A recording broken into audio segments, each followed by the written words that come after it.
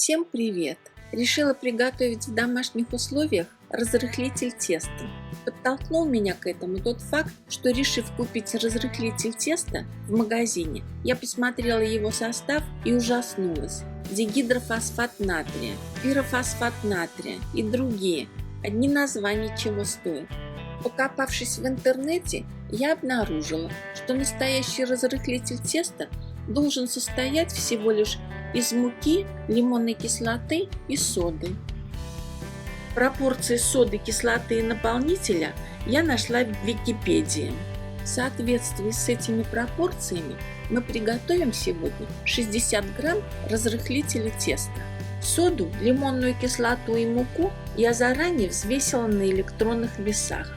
Для начала просеиваем через сито 15 грамм соды, чтобы не было комков. Добавляем к соде 9 грамм лимонной кислоты. Если у вас кислота в крупных гранулах, ее нужно обязательно измельчить. Добавляем 36 грамм муки.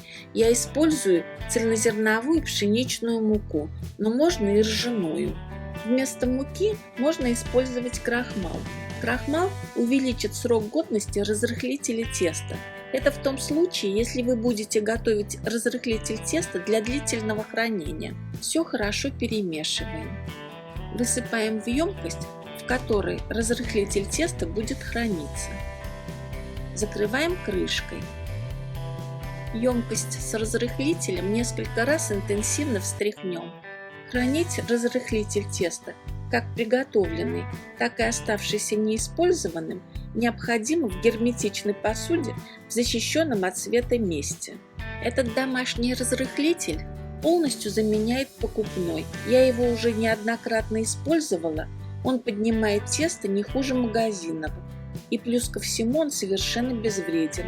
Приготовить его не составит никакого труда. Всем удачи, берегите свое здоровье!